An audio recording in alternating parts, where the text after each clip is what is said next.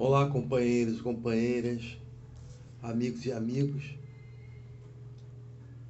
Que a paz de Deus continue em nossos corações. Que Jesus possa continuar nos favorecendo com a sua paz, com a sua luz. Que os nossos atos possam traduzir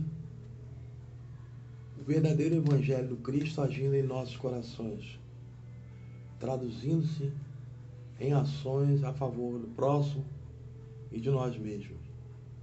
Nós vamos fechar hoje o capítulo 5 do Evangelho segundo o Espiritismo, que fala bem-aventurados os aflitos. Nós vamos nos ater a um comentário de São Luís, numa mensagem, numa resposta fornecida em Paris em 1860, a um questionamento que Kardec faz, que diz o seguinte: aqueles que aceitam seus sofrimentos com resignação, por submissão à vontade de Deus e com vistas à felicidade futura, não trabalham senão para si mesmos e podem tornar seus sofrimentos proveitosos aos outros.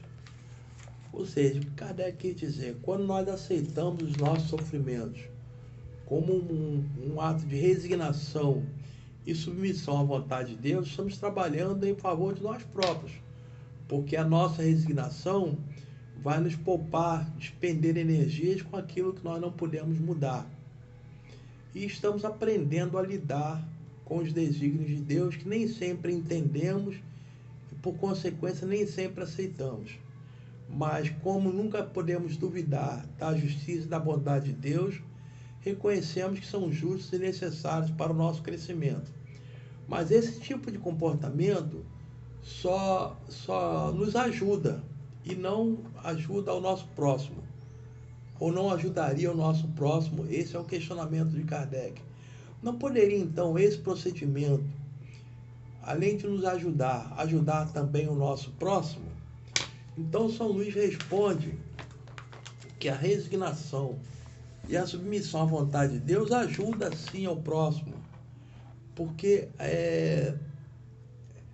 há um ditado que diz: tolo é aquele que não aprende com as experiências alheias.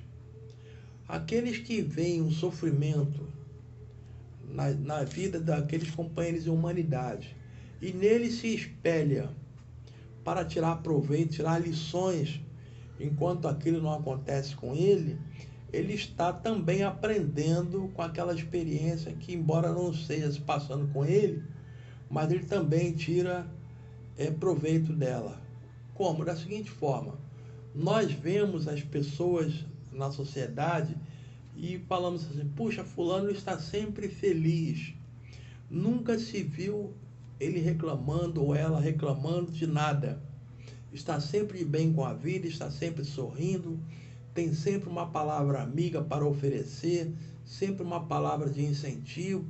Nunca se viu revoltado, nunca se notou revoltada ou inconformada com nada, está sempre exaltando a bondade de Deus. Parece que ela não tem nenhum sofrimento. Mas quando sabemos que aquela pessoa, e todos nós temos o nosso sofrimento, a nossa dor, muitas das vezes oculta ao povo, não é do conhecimento geral, mas não há aquele que não tenha a sua dor, que o Evangelho chama de infortúnios ocultos.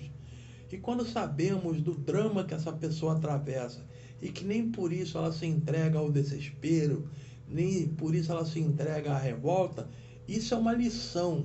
Ou seja, aquela pessoa está aproveitando a experiência que ela está passando para ajudar também as outras pessoas que observam o seu comportamento, observam a sua fé inabalável, a sua conformação com a vontade de Deus. E mais do que isso, quando nós vemos aquela pessoa lutando contra aquele estado de coisas, lutando o bom combate, superar aquela situação, né, com fé, com esperança, com perseverança, né, nós vemos então o exemplo de garra, de fortaleza, de confiança, o grau de confiança que aquela pessoa deposita em Deus. Isso para nós é uma lição, então nós estamos aprendendo.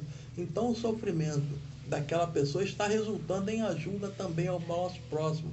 Aí a gente pergunta se ela está passando por aquela situação e nós a reconhecemos como uma pessoa boa, uma pessoa digna, né, que está sempre pronta a ajudar, está passando por aquela situação e de maneira conformada, porém operosa, se ela está passando aquilo sem murmúrio, sem reclamação, porque eu também posso fazer a mesma coisa. É preciso também que eu tenha a mesma força, a mesma fé e a mesma certeza que todos os momentos são passageiros, como ela está me ensinando dessa forma.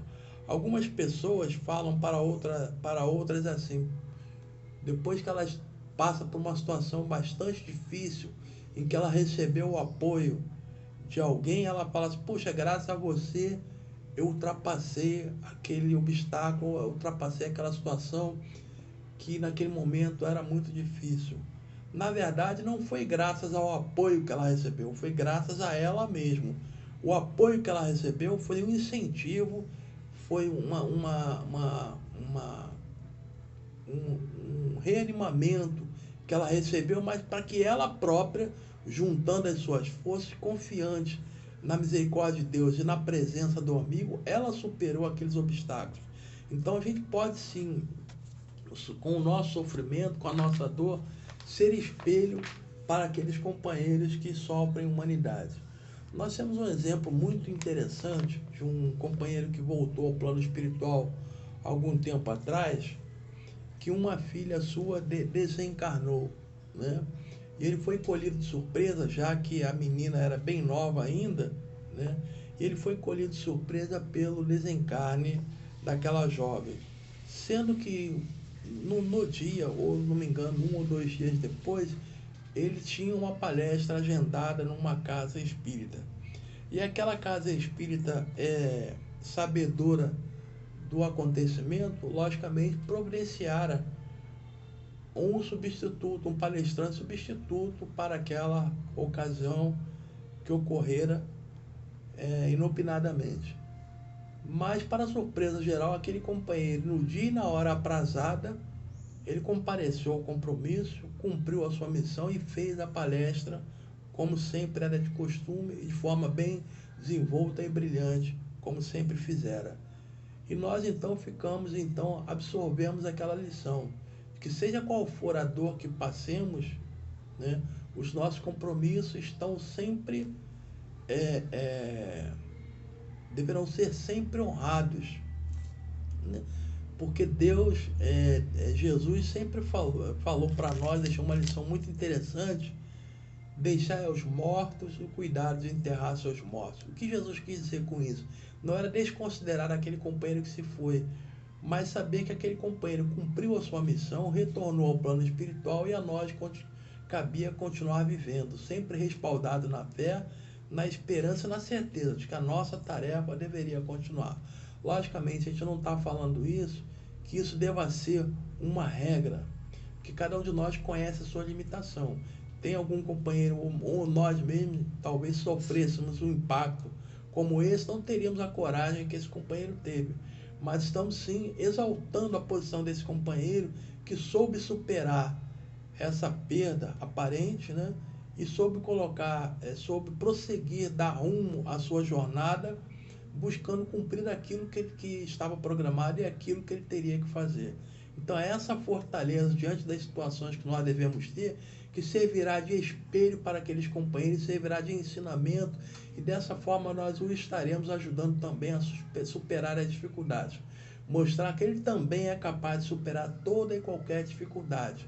Basta que confie, tenha esperança, tenha fé e, sobretudo, trabalhe para que aquela situação possa ser resolvida, trabalhando sempre respaldado no Evangelho e na certeza de que Deus está sempre presente em todos os momentos da nossa vida, jamais nos deixando desamparados ou órfãos da sua bondade. E que tudo na vida passa. As dificuldades que hoje experimentamos, ela vai passar.